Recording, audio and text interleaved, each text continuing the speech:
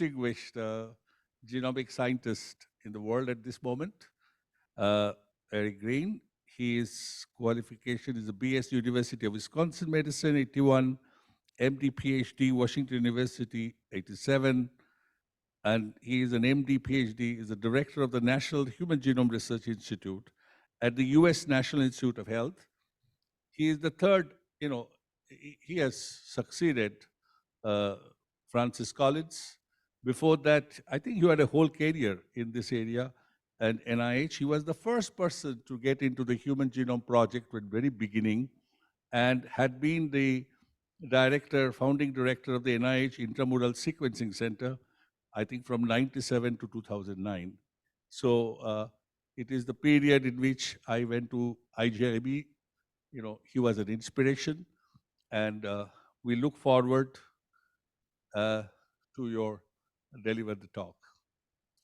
And you can see my slides, correct? Yep, Eric. Okay. Well, I guess it's evening for you. Good evening, everyone. It's early morning here in the Washington, D.C. area. I'm delighted to be participating in this meeting, albeit through Zoom, but this is fortunate that I can participate. And I was delighted to have the opportunity to give the last talk in what clearly was a very productive and inspiring meeting. And I thoroughly enjoyed looking through the program and really getting a sense of the depth and breadth of topics that you covered. And in many ways, I think it's appropriate that I'm sort of giving the last talk because I'm going to give a very broad story about the history of genomics, past, present, and future. And I think I'm going to leave you at the end with a very much of a feel of where we think things are moving in a very exciting way. Now, I'm going to give you my version of the story of human genomics, and part of it is because I've lived it, basically from the beginning of the field, but also because, in particularly the last 13 and a half years, I now lead the National Human Genome Research Institute, which is part of the US's National Institutes of Health.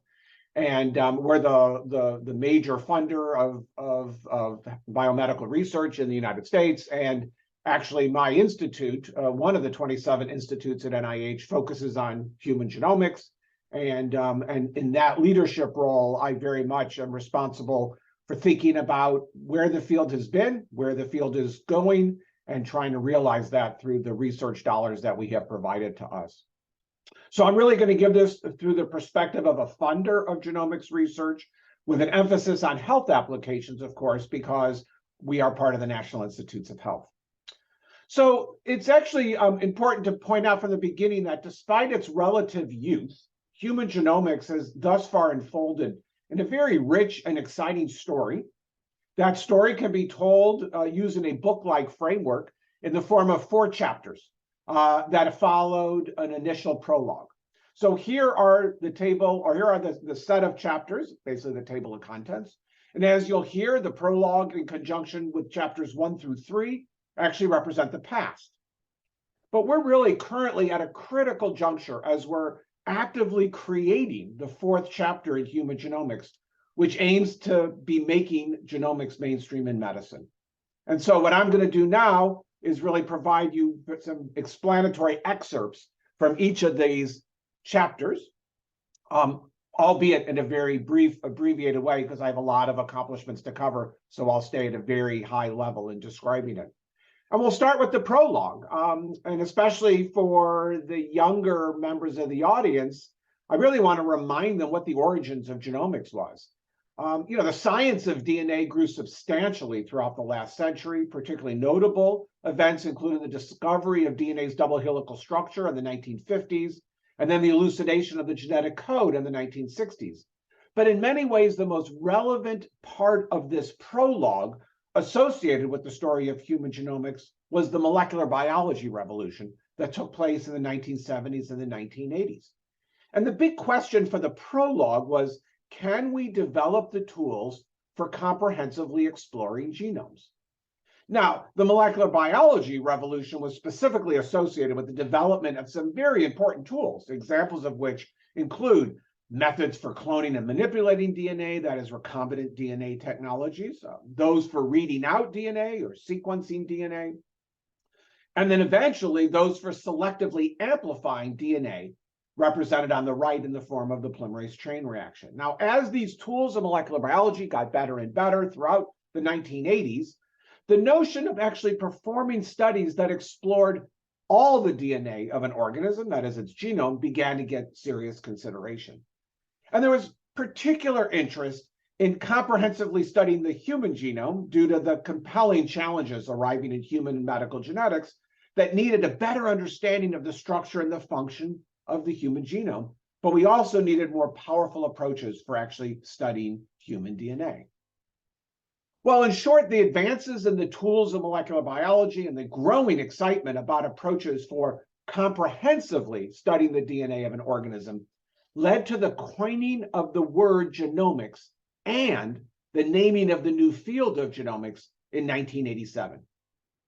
In fact, you may not realize that, but you will not find the word genomics in the medical or scientific literature prior to this lead editorial in a new journal called Genomics that was established in 1987, in which the editors wrote this lead editorial that talked about this newly developing discipline of genome mapping and sequencing, for which they adopted the term genomics.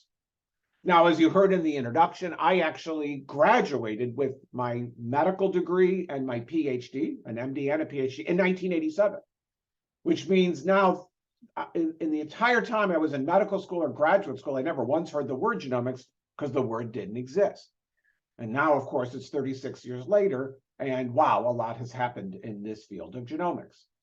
But it was not an accident that the word genomics was coined and that the field of genomics was established in the late 1980s, because the late 1980s was associated with the early planning of a major effort to map and sequence the human genome for the very first time. And that effort would eventually become known as the Human Genome Project, which really reflects chapter 1 in the story of human genomics, which covered the years from about 1990 to about 2003. Now, the big question for chapter 1 in the Human Genome Project was, can we map and sequence the human genome? And I should pause here and make an important point. Each of the 4 chapters of human genomics that I will describe was not written by a single author. It was rather played out under the guidance of strategic visions that were developed by multiple members of the genomics research community, including those all over the world. And each of those strategic plans provided a blueprint for the pursuit of human genomics during that chapter, during that time. So, for example, the Human Genome Project was guided by 3 successive strategic visions shown on the left that were instrumental for articulating and, when needed, for re-articulating the goals and the revised plans for the project. Well, by all accounts, the Human Genome Project was wildly successful. It accomplished all of its goals ahead of schedule, and it provided to the world the first reference sequence of the roughly 3 billion letters that make up the human genome. Now, as you heard in the introduction, I was very fortunate that I got to participate in the Human Genome Project. I was basically a trainee, both in pathology clinically and then as a postdoctoral research fellow. When the Genome Project started, I was at the place that one of the first centers for the Human Genome Project was funded in the United States, and I got to participate on the front line starting then and then made a career of it. And of course, I also want to remind, especially the younger members of the audience, some features about the Human Genome Project. It was unusual for biomedicine to tackle a large research project that was consortium-based and was going to be highly managed. That was not the way biomedical research was done at all back then. It was production science. It involved many different countries and many different funders. It had highly focused goals, and it was very technology-oriented. And of course, it needed to be high throughput. It was also controversial. People may not appreciate that at the time there was a division in the scientific community on whether this was a good idea or not. Part of the controversy was that it wasn't clear it was going to work. It wasn't guaranteed to succeed. And I could tell you as a participant throughout the 13-year Genome Project, there were moments that were pretty scary. We weren't sure it was going to be successful, and we had put our careers on the line for this project. But that's all in the rear view mirror. At the end of the day, it was successful. And what it did was to produce first a draft sequence of the human genome, which was reported in 2001. And these were the featured journals that published major publications describing the draft sequence of the human genome in 2001. And some of you might have noticed about a year and a half ago or so, those same two journals commemorated the 20th anniversary of the draft sequence of the human genome being published in these issues of Nature and Science. And by the way, it's now 2023, which means the Genome Project ended in 2003. So spoiler alert, this year in April, we'll be commemorating and celebrating the 20th anniversary of the completion of the Human Genome Project. And I think you could look for various celebratory and commemorative events and things that will be written about this historic milestone. Well, what were the main highlights in Chapter 1 associated with the Human Genome Project? And for each of the chapters, I'm going to give you a highlight and maybe a couple runners-up. But clearly, the number one highlight of Chapter 1 was we did it. We generated the first sequence of the human genome. And we will, I think, for always look back and say that was monumental. And that was the most impressive thing about the Human Genome Project. Now, there were other impressive things. We started to share data more generously, and the ethos of data sharing seeped into the genomics community, and I think more broadly now is seeping into the biomedical research community.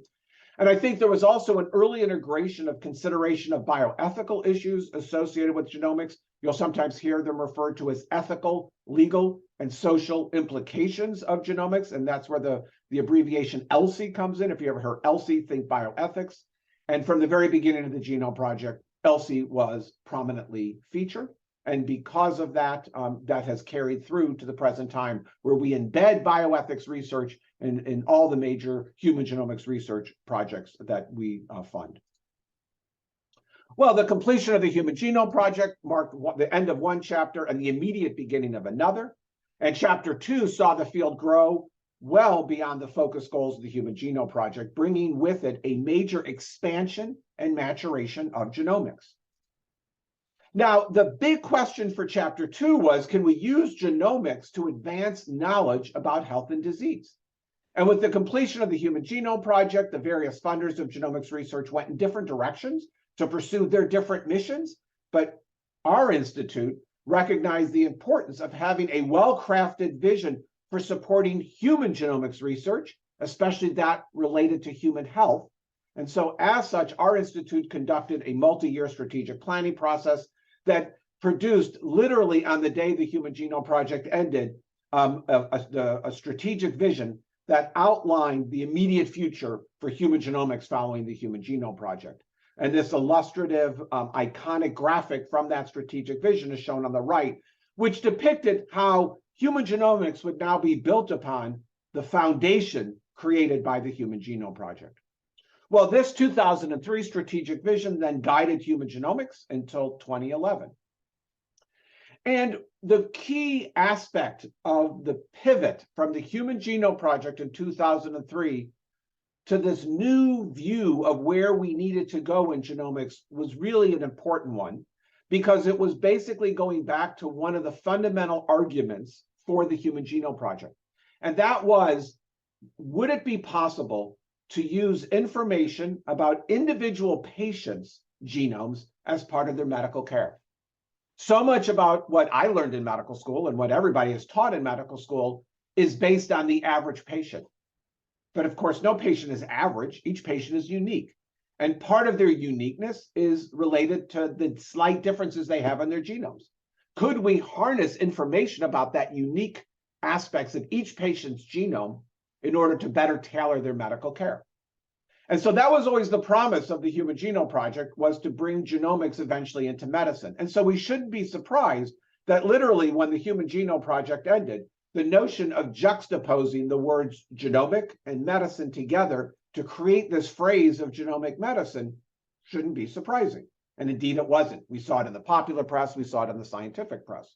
The truth is, in 2003, when the Genome Project ended, we could have said the word genomic or the phrase genomic medicine, but we didn't really know what it meant. it was a very vague concept, and it was seemed to be way out there. Like didn't really know how we were going to get individual information about patients' genomes and their uniqueness. We could envision that genomic medicine would eventually become an emerging medical discipline that would involve getting such information about a patient's genome and using that for clinical care. But we clearly needed to think more carefully about what that was actually going to be looking like in reality. Now, you will also hear me only refer to the phrase genomic medicine. I tend to stay very narrowly focused on genomic information, but you should appreciate that there are related, but I think not identical terms that are also used here: personalized medicine, individualized medicine, precision medicine. Those are all related terms. I think of genomic medicine as a subset of those. It's only related to the unique aspects of their genome, whereas these other phrases, I think, broaden out even beyond genomics to make personalized or individualized or more precise medical approaches to clinical care. Now, we had a definitional idea of what this would be, but how are we going to do this? This is going to be another journey. It's a journey we're still in the middle of. We first had a journey to get us to the first sequence of the human genome. Now, the next journey was to see us realize genomic medicine. That journey began when the Human Genome Project ended. That was really the starting line for the second journey.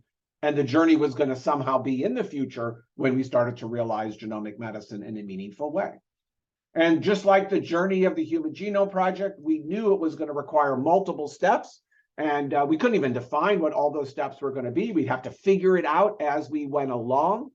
But as with the Human Genome Project, you do one step at a time. When you complete it, you check it off your list, and you check the next one off your list, and the next one, and the next one. And also, like the Human Genome Project, you weren't going to do this with one person or one funder or one country or one discipline.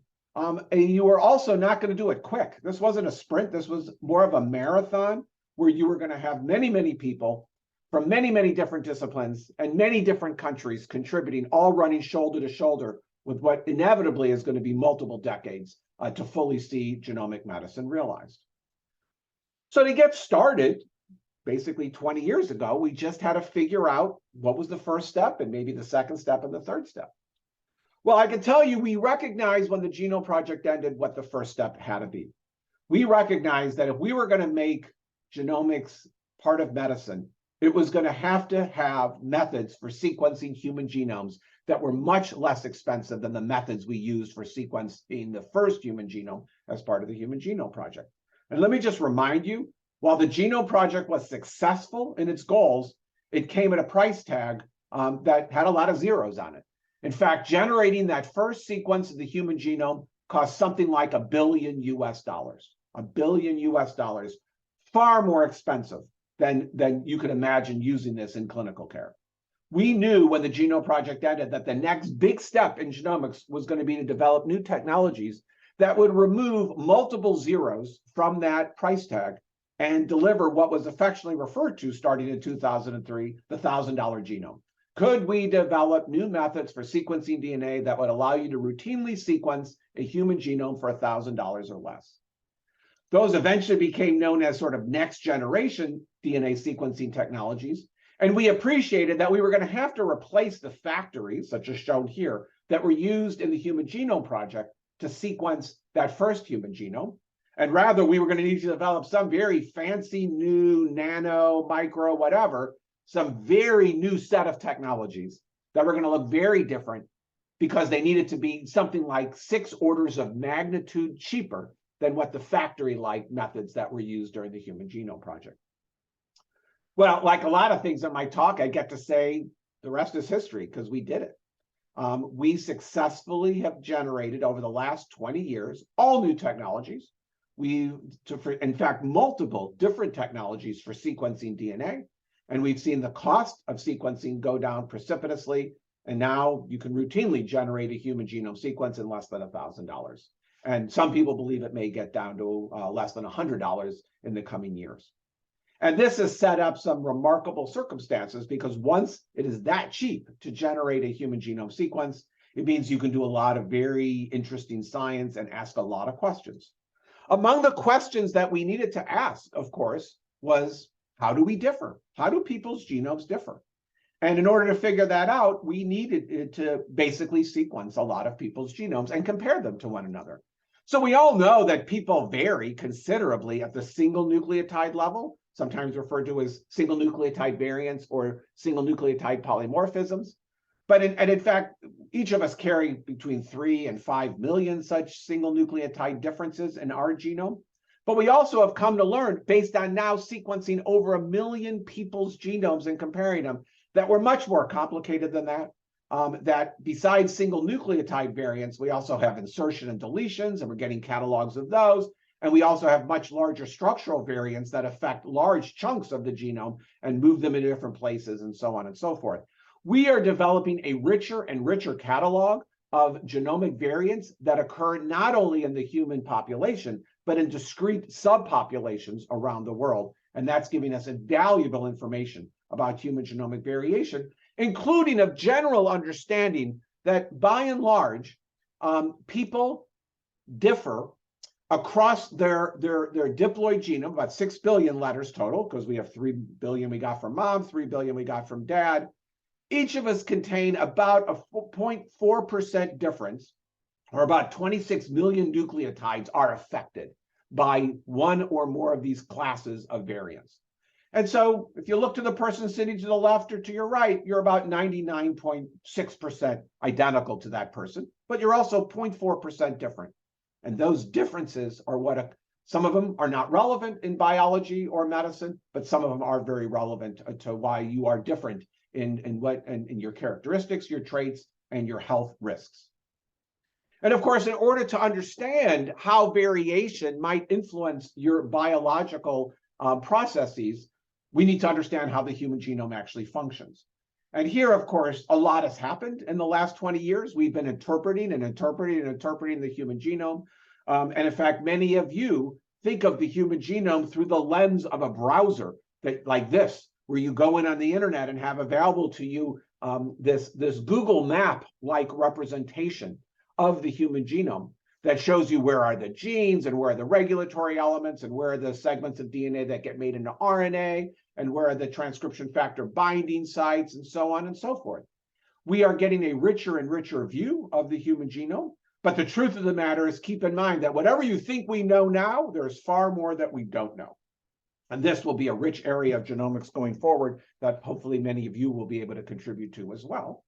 And I would just point out as a bottom line, our current knowledge of the functional nuances of the genome really just represent the tip of the iceberg of what will be known. And hopefully many of you will be contributing to this richer and richer layering of information about the human genome function as you embark on your research careers. So what were some of the main highlights of Chapter 2 associated with the expansion and maturation of genomics? Well, without question, the top highlight, these new technologies for sequencing DNA. We did it, a remarkable reduction on the cost of DNA sequencing. And with that, we were able to develop an emerging catalog of richer and richer information about genomic variants in the human population. And with that, we've been able to adapt those methods to help us identify all the functional elements in the human genome, something we'll be doing for decades to come, but that we've made a lot of progress in the first 20 years of having the sequence in front of us. Well, by around 2010, progress in human genomics was really quite impressive, so much so that it became time to more aggressively pursue the application of genomics to medicine. And Chapter 3, which I'm going to tell you about now, was very much about beginning to explore clinical applications of genomics tools and resources, putting the field en route to genomic medicine implementation. And the big question for Chapter 3 was, can we demonstrate the effective uses of genomics in medicine? Can we take that blurry notion of genomic medicine and make it real and actually start to implement it in the clinic?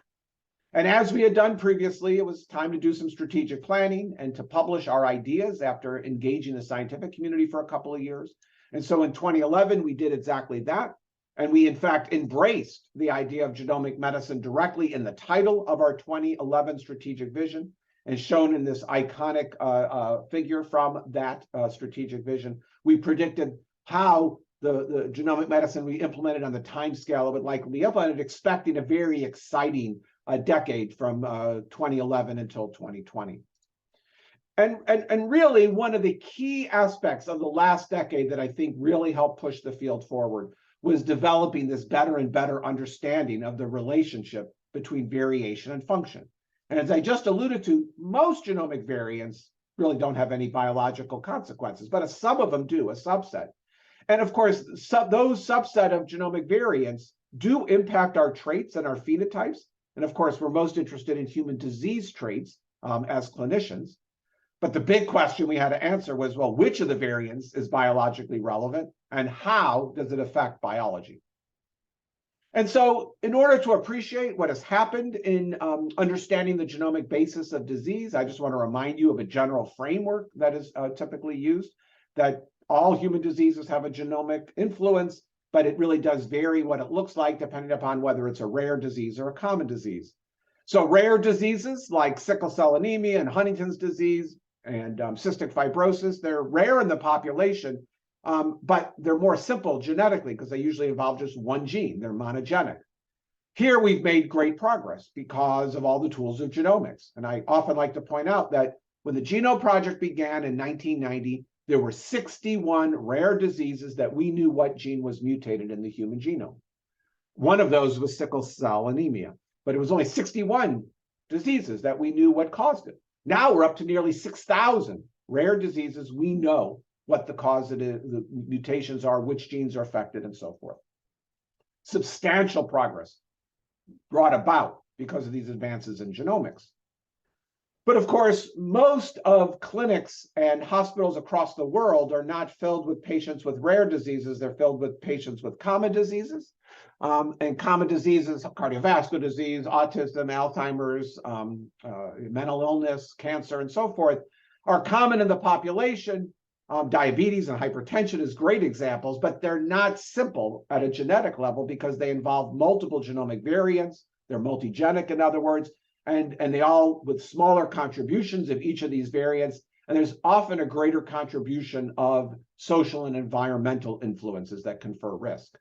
But here we've made progress, but we have a long way to go. Many of you are familiar with the progress associated with these large-scale genome-wide association studies, which have now delivered over 400,000 statistical associations between specific genomic variants and relevant health-related traits. That doesn't give you causation. It only gives you a location on the genome where there's likely a variant that is conferring risk, often a very small amount of risk. But it has at least given us clues that allow us to do deeper dives to those regions and figure out functionally which genomic variants are there and how they are influencing risk for disease. So this has been very important. And while we've probably made the greatest progress in rare disease research, I think we can expect a lot of progress in common disease understanding of genomics in the coming decade. Well, by the middle of last decade, I would say by about 2015, things had really started to settle into place with respect to efforts to apply genomics in medicine. There was cheap genome sequencing, catalogs of genomic variants, a better and better functional understanding of the human genome, and most importantly, progress in human disease gene identification.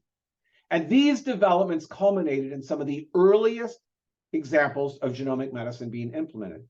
And while these are just the initial examples with respect to how genomics might eventually be used in medicine, I think these examples really have brought clarity to the situation with respect to what genomic medicine is actually going to look like. Now, what were these early examples of genomic medicine that we now are beginning to see be implemented? Well, let me give you my list, but I also really want to stress about this list that I only could sort of mention them. I don't have time to dig into them. And they're sort of come from different nooks and crannies in medicine. There wasn't some grand organizing principle of we're going to get here and here.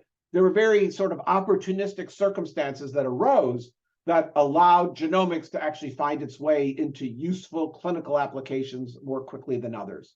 And so let me give you the examples I always cite, and I think these are the right ones to cite here in 2023. I think genomics' greatest impact in medicine long-term is going to be in cancer in particular.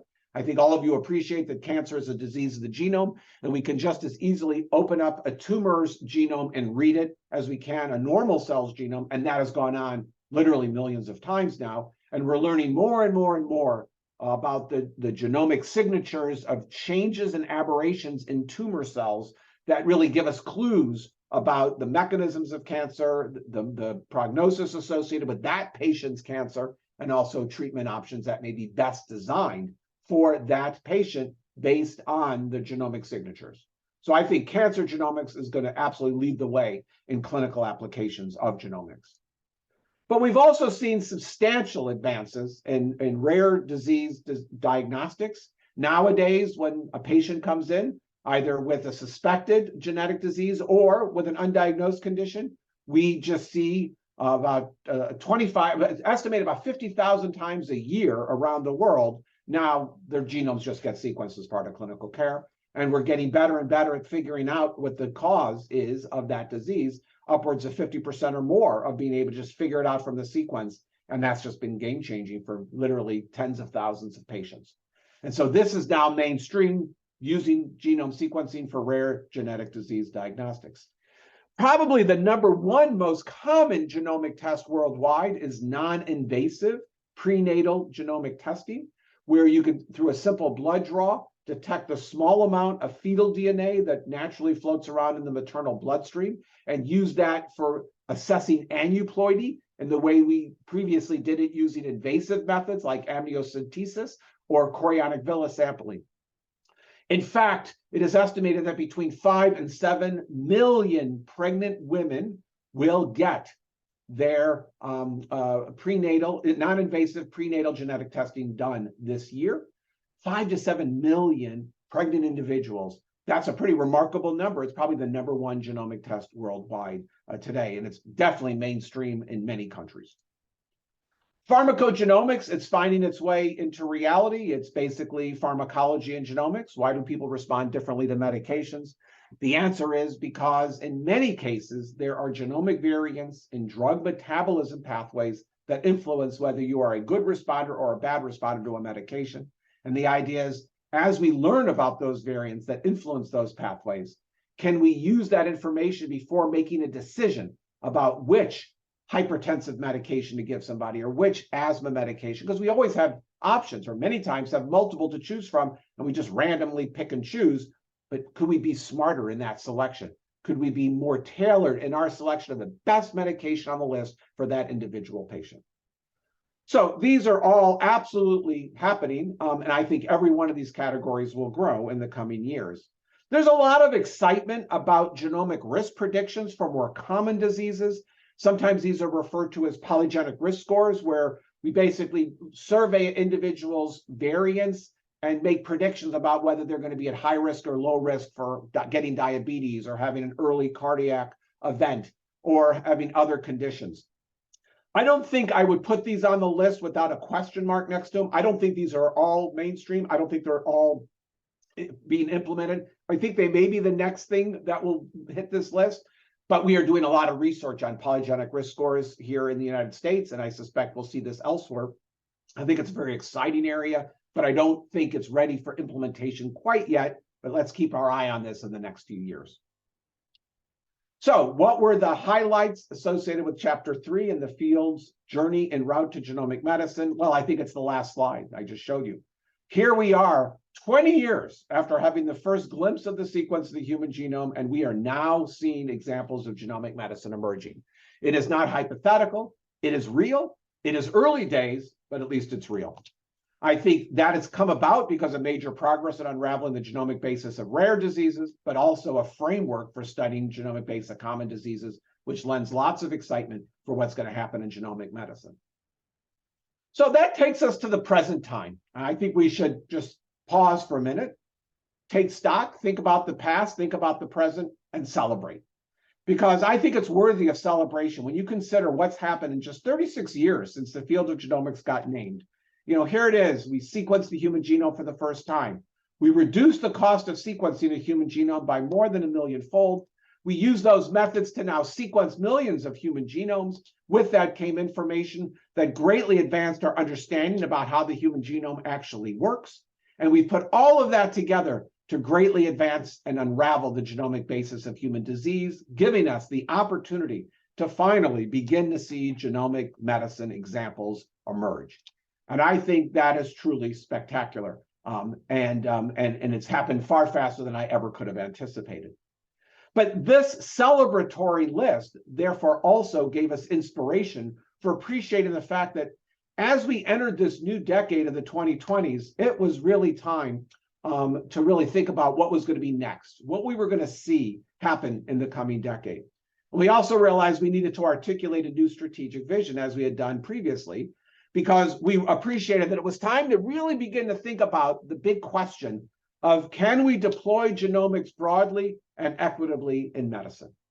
And so in starting in 2018 and then culminating in a publication shown here in October of 2020, we did exactly that, and we laid out a vision for improving human health at what we called the forefront of genomics. And it was our latest vision that we thought would help guide us in the current decade that we're in.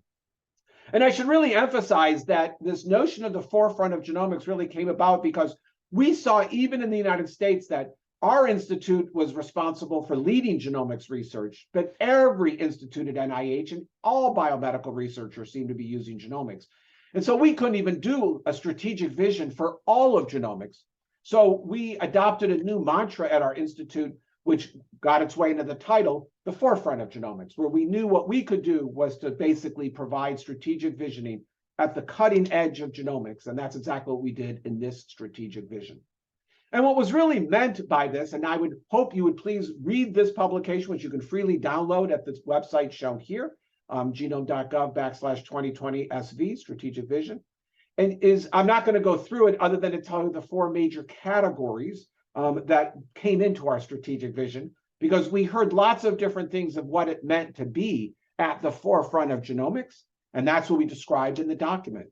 Some of this included developing and articulating and sustaining guiding principles and values for human genomics, thinking about diversity and equity, social justice, data standards, open science and data sharing. All these bioethical issues needed to be at the forefront of genomics, as would be the responsibility for keeping up that foundation for genomics, sustaining and improving that foundation around data resources and genomic data science tools, improving genomic literacy, and training healthcare providers in genomics. We also appreciated another category was to break down barriers that impede progress. And we think back on 2003 when we said the big barrier was DNA sequencing. We needed the $1,000 genome. What's the 2023 version of the $1,000 genome? Well, we see some of these as needing methods for DNA synthesis and editing, thinking about characterizing genomic variants on a very large scale, and so on and so forth. And then the fourth category in our strategic vision was big, important projects that we are very good at organizing and that are very important. Some of these relate to getting comprehensive views of all the human genes and all the regulatory elements and how they all work together, and also thinking about the challenges of understanding the genomic architecture of more complex genetic diseases and traits. And so those are the four categories. I hope you please read the strategic vision. It's 10 pages in nature. It's absolutely written for audiences like you, and especially for the younger trainees. You will see what you are working on in genomics come to life in that document. You will find a paragraph or two where you say, yep, that's exactly what I'm doing, and I'm excited to be contributing to it. But I want to end my lecture just by taking you to the very last part of the strategic vision, where we list in a table 10 bold predictions that we made in the strategic vision, without really describing them in great detail. But they really were meant to be inspirational, aspirational, and high risk. And so to put to life these bold predictions, we also created a promotional video that sort of unpacks them. So I'm going to stop here, and I know the technical people are going to play this video, and then I'll come back and just say a couple more words. So if you could play the video that I asked you to play, I showed you on YouTube right now.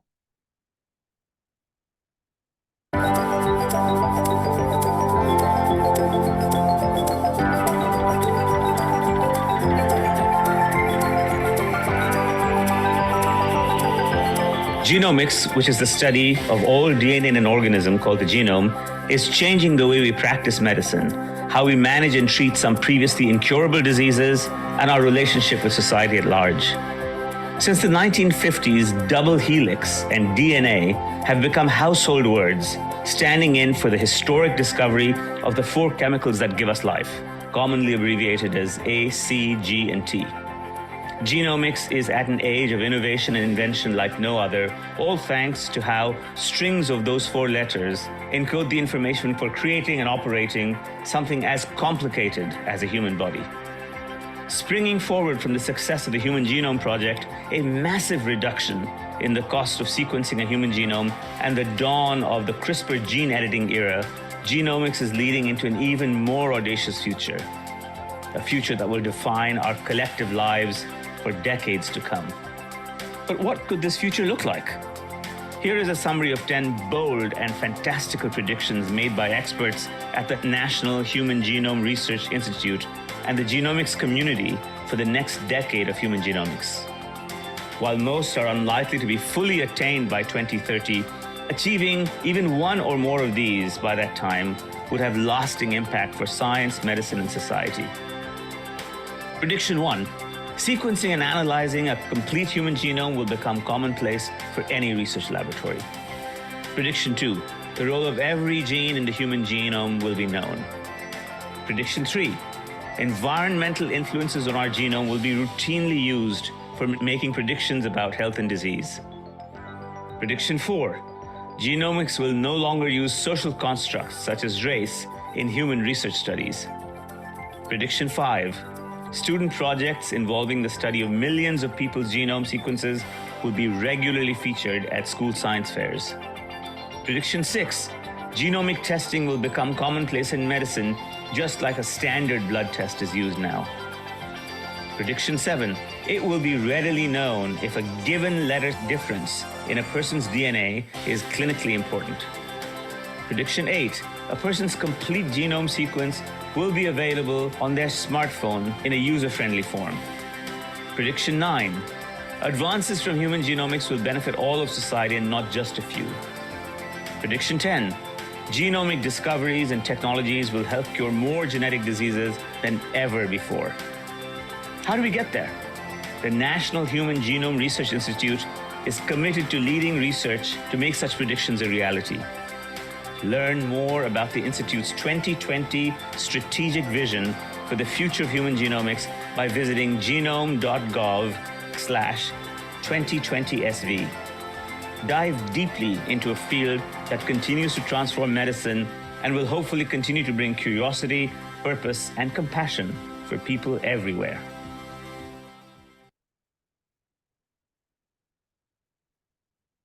So, in closing, I hope you've enjoyed hearing my version of the story of human genomics, one seen through the lens of a funder and also a participant of this remarkable journey.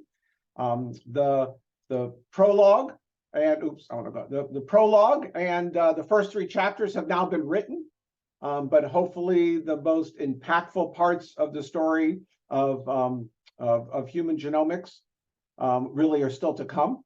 And very much I'm hoping all of you will help contribute to this unfolding, remarkable story that we have a vision for, and really improving human health in a way that I hope was articulated in the video you just saw.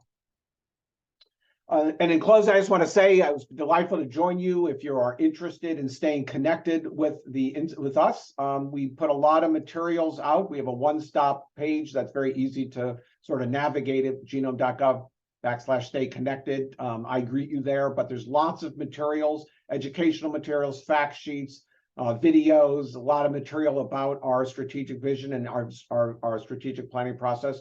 You're welcome to sign up for a monthly newsletter for me, or if you do Twitter, please follow me on Twitter. I have a very active Twitter account, and I also have various other videos and material podcasts and op-eds that we have some simple links for you to access. So with that, I will stop, and I hope this has been a good way to conclude your very remarkable conference. Thank you very much. Thank you, Eric. Will you be able to take Yes. 1 or 2 questions? Okay. Absolutely. I got the whole day. It's early morning here. I'm just must say it was a fascinating presentation. So beautifully, you made it. I'm sure audience must really thoroughly enjoy it. I just wanted to tell, it's very interesting that although India did the first human genome sequencing 5 years after the completion of genome sequence at Institute of Genomics Integrative Biology. But in this conference, in 2023, all the 5 things that you mentioned, the chapter 3, were actually presented on Indian patients, Indian data, cancer, rare disease, every one of them. But So I'm not surprised by that. As you know, I've visited your country twice, over the last, I don't know, 15, 20 years. And I would have predicted that your country was poised to do every one of the things on my list. And those things on my list, you're seeing more and more countries around the world doing. And I think as a community of international scientists, we should be very proud of that, because it means not only are these advances happening, but there's a generous spirit in the genomics community where everybody's happy to share everything with everybody because we see how it benefits all. So one of the things that has come up on these discussions, we had a session on application of OpenAI. What is your view? How you think every gene function, one of those 10 objectives, how much you think that OpenAI will actually help? So it is a great question, and one that I absolutely can tell you, not only our institute, but the NIH is investing significant research dollars to study that exact potential. There's even a brand new program at the NIH. It's called Bridge to AI. There's a longer name, but it basically is trying to see in very discrete areas of biomedical research, can we get the best of the AI scientists to see if they can help? And the reason, and it's multiple parts of NIH, and we're participating because we wanted to make sure there were some significant genomic data sets that were included for that exact reason. And so, in fact, it's exactly what you're saying. It is a very exciting potential, and we absolutely believe we need to really investigate this in a serious way to see if, you gave an example of AI for understanding how the human genome works. I would put immediately the other area we think is going to be very exciting is multi-omics. I mean, that to really understand a lot of things about physiology and certainly pathophysiology in a clinical setting would be not only taking genomic data, but taking genomic data coupled with other data types in a multi-omic fashion. And, it's just mind-boggling how you could analyze all that. The human brain can't imagine how to analyze, but AI probably could bring some power to those analyses. The reason is, the data, more we get data, more complexities. That's what we are seeing. And it is becoming incomprehensible. And one of the things that we also discussed, how we will connect traditional knowledge-based treatment along with modern, so that reduce the cost of modern medicine. Yes. So that was one more discussion we had, looking at the cancer biology with the data so much we have, and is it possible to create, Francis Collins make tuberculosis open source and gave everything NIH gave. Is it a great initiative possible to look at entire annotation, maybe 10 million papers of cancer, put them into pathways, and eventually look at how can we reduce the cost of the treatment? You think NIH will have some vision title 11 out of the 2030? So, it's interesting. Cancer is an interesting example because cancer, I don't know if you know this or not, maybe you do, the National Cancer Institute in the United States, they're like 10 times bigger than us as an institute. We don't even do much cancer genomics anymore at our institute because the Cancer Institute is completely embraced it, as they should. It's one of these examples where we completely handed them the baton because it's just so fundamental to what they're doing.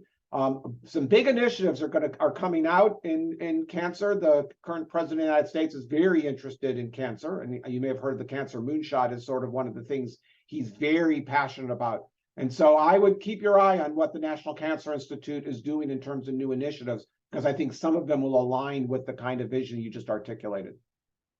Thank you. Is there any question? Yes. Some student has question. Go ahead. Great. So, hello, Dr. Eric Green. I am Nandini from Vijayawada. So I would like to just ask a quick question. So as you have told already that we can cure every disorder, not every disorder, but a particular disorder using genomic medicine and all.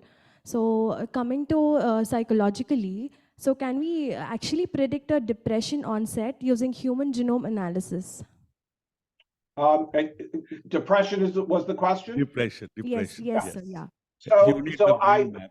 Yeah, no, I think that's a very insightful question. And of course, we could say, can we predict depression? Question mark. Schizophrenia? Question mark. Diabetes? Question mark. You know, right on down the line. Hypertension? Question mark. Sudden cardiac death? Question mark. And that would absolutely be in the category of that very last example I gave on my genomic medicine examples, where I put the question marks. Because depression, as I'm sure you appreciate, just like those other disorders, it's not a single disease. It's inevitable. It's certainly not a single gene, and we know it's going to be multiple genes with other risks. And the question is, though, can we get to the point of having sufficient evidence that you could make predictions based on the genomic variants that you carry for a disorder like depression? I would say, I know for a fact there's research going on along those lines to ask the question, is there sufficient evidence that you can make accurate predictions to be clinically meaningful? But I don't think we could say we can do that yet. But I think this is one of the big questions for this decade. Thank you. There is one question from Dr. Raja. Dr. Green, thank you for the excellent presentation. I worked on the technology development of Human Genome Project at Weizmann Institute and Argonne National Lab. And then when the plug was pulled for the technology development, many companies started. Now that you have told about genomic medicine, what percentage of diseases are gene controlled and what percentage would be non-gene environmental control? Is there an answer here for that? Thank you. Yeah, no. Dr. Raja is one of the organizer and also the first genomic service company in India 23 years back he founded. So it's very nice to meet you, albeit remotely. What a great question. And I think there's been so many surprises along the way in the last 36 years of genomics. And I think that the one surprise I'll immediately tell you was when the Genome Project was going along, not everybody, many people thought the human genome was going to be just filled with tens of thousands of genes, that in some predictions were 80 to 100,000 genes. Yes. And then we were shocked when we actually figured out we only have about 20,000 genes. I think a similar surprise came that when some of those earliest GWASs came out, and it's continued to the present time, the high fraction of statistical associations, these hits as they call them, not falling in genes, but falling outside of genes, suggesting that many variants that are conferring risk for more common diseases, which gets to the heart of your question, are falling probably in regulatory elements or regulatory sequences, not in the genes themselves. So that's also very surprising. It's very humbling because those are harder to interpret. So I can't give an answer to you in terms of a number, because you said, when you look at all the diseases, and I think we're going to, you think about all the common diseases in particular, it's going to be a mixture of some are going to be directly influencing coding regions, and some are going to be directly affecting regulatory elements that are influencing the function of genes. And we got to roll up our sleeves and figure this out. I'm sure it's going to be a mixture. I don't think it's going to even be a 90-10. I think it's going to be a more even mixture when it comes to common diseases. But it's straightforward. It's more straightforward to understand when a variant disrupts coding sequence of a gene, and it's far from obvious when you have a variant sitting out in non-coding regions, whether it's biologically important, if it is how it is, that it influences a regulatory element or something like that. So this is a great challenge. Eric, we have two more questions. That's all. Okay. One. Hello, Dr. Eric. I'm Dr. Pradeep.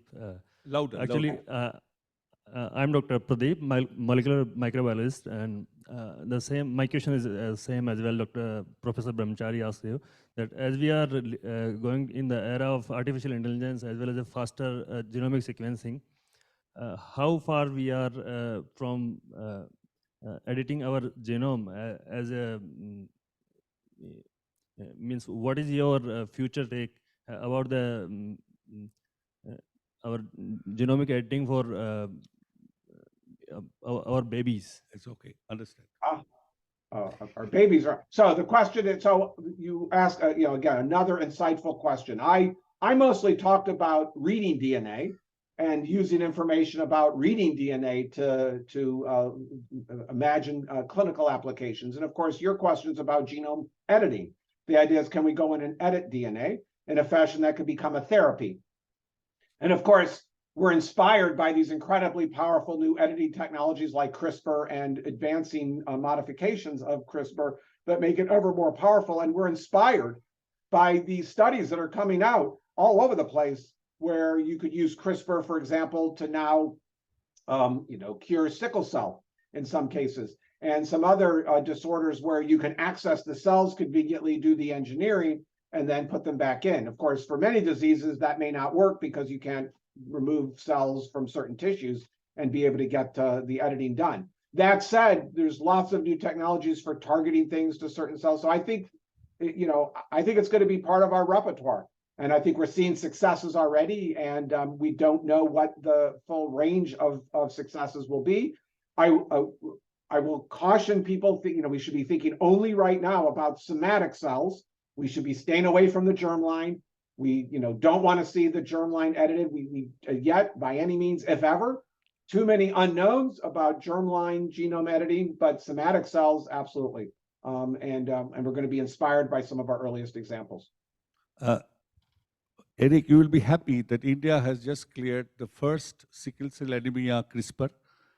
3 patients have been recruited, and Great. Government of India has funded Institute of Genomics and Integrative Biology to do that. So we are very, very much getting into this. We have last question from Dr. Rakesh Mishra, Thank former you. Director of CCMB Hyderabad. Thank you. I mean, it was just fantastic talk, and we make all us so excited to look at the future. I wanted your comment that understanding human biology will not be really anywhere near completion unless we understand other organisms with whom we interact. And since we have the technological advantage that has come through the Human Genome Project, don't you think there should be more emphasis on like Earth Biogenome Project, which is going on to sequence all eukaryotes, so not the population level, but at the species level, high-end sequencing. So we understand the biology with unprecedented level, of course, and then compare and understand human biology even better. So I completely agree with you. When I had an active research program, I was heavily involved in comparative genomic studies, and I absolutely believe comparative genomics is critically important to help us understand the human genome and eventually to understand sort of the world's life ecosystem. I think it's one of the things that has encouraged us to continue driving down the cost of DNA sequencing, because the cheaper sequencing is, the smaller the lift is to grab some new creature that's never been sequenced and sequence their genome. And a lot of emphasis we are paying now to not only the methodologies in the laboratory, but also the computational methods to get truly end-to-end or telomere-to-telomere sequences, not just of the human genome, but other genomes.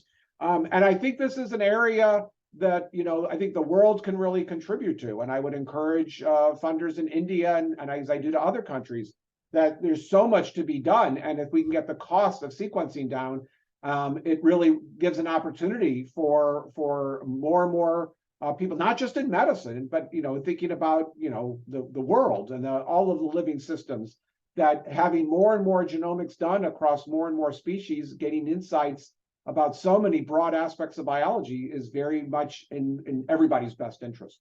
So again, I think the more we can drive knowledge, the more we can develop technologies, both computational laboratory, the more it could be used exactly as you described. Thank you, Eric. I just wanted to tell to the future, I carry my genome card. And what information is encoded in that QR? I have the whole human genome, and I know all the drug response, pharmacogenomics, but I have not looked at my apolipoprotein 2E I don't want, as long as I'm able to do Sudoku, I'm not going to look for Alzheimer prediction. I But this is understand. this is a part of the Indigene program, Institute of Genomics and Integrative Biology, so I hold this card. So I've already gone into a 2030 target. Thank you Excellent. for this prediction. Okay, good to see you. You be well. And I enjoyed joining you folks today. Thank you very much. Thank you. I know it's early morning, but I think it was the most befitting end talk. Would like to all of us to give a thunderous clap. Let's stand up and give a standing ovation. Thank you, Eric. We look forward to have you in India sometime soon. Absolutely. Be well.